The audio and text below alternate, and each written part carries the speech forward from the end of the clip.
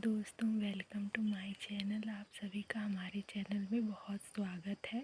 तो आज हम बायोलॉजी के एक स्पेशल टॉपिक की ओर चलते हैं, अंडजनन, oogenesis। तो हम आज आपको उसके बारे में छोटी और बेसिक जानकारियाँ बताएंगे, तो वीडियो में पूरा बने रहिएगा। जैसा कि आप सब स्क्रीन पर देख पा रहे होंगे, मानव का मुख्य जनन अंग क्या होता है, जिसे गोनेट्स भी कहते हैं। अंडाशय और वृषण। स्त्रियों में अंडाशय होता है जो कि एक जोड़ी होता है, और पुरुषों में वृषण होता है जो कि एक जोड़ी होता है। चूँकि हम आज बात करेंगे अंडजनन पर, इसलिए हम चलते हैं अंडजनन की ओर। मुख्यतः अंडजनन की 3 प्रावस्थाएं होती हैं। अब अंडजनन कहते किसको हैं, पहले ये जान लेते हैं।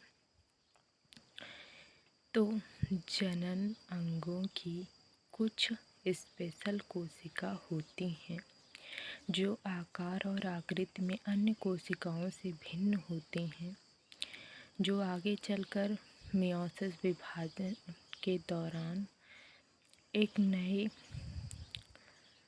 और अच्छे युग्मक का निर्माण करती हैं, जिससे युग्मनज का निर्माण होता है।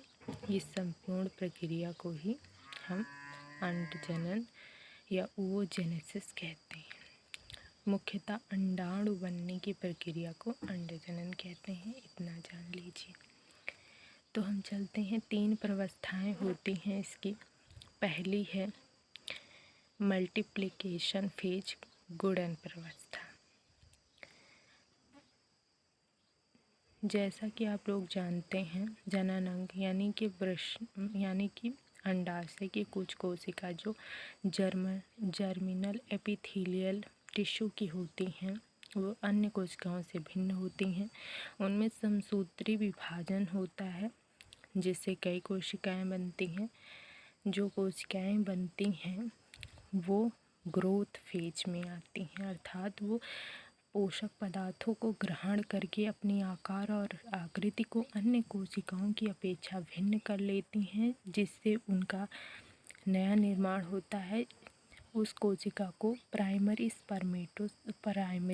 oocytes कहते हैं।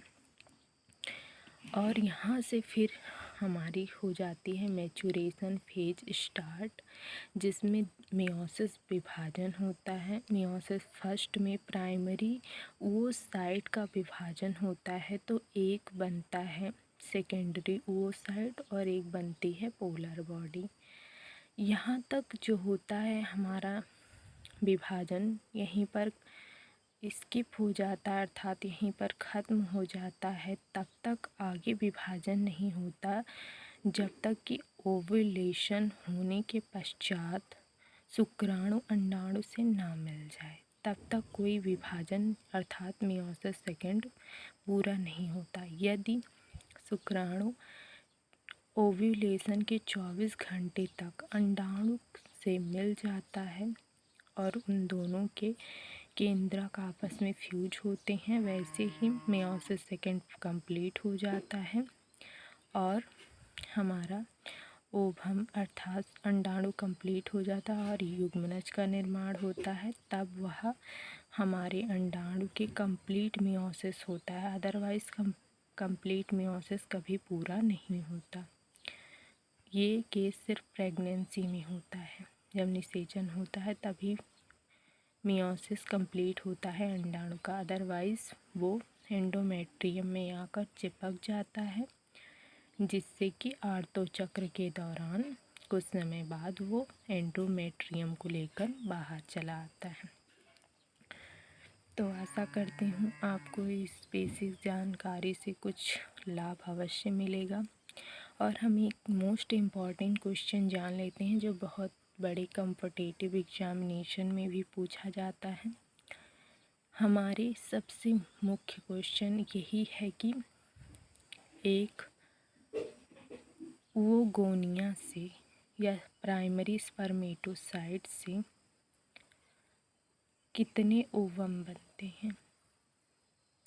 फिर से एक प्राइमरी oocyte या ओवोगोनिया से कितने ओवम बनते हैं? तो इसका आंसर होगा 1। और ओवम 1 बनते हैं, अगर पूछा जाए कितनी सेल बनती हैं तो आंसर होगा 4, क्योंकि कभी 4 भी बन जाती हैं और कभी 3 ही रह जाती हैं। अगर पोलर बॉडी भी विभाजित होती है, 2 पोलर बॉडियाँ बनती हैं, अगर एक पोलर बॉडी विभाजित होती है तो पोलर बॉडी की संख्या होगी 4, और तब भी ओवम 1 ही रहेगा। तो आशा करती हूँ आपको ये बेसिक इन्फॉर्मेशन सही लगी होगी। धन्यवाद।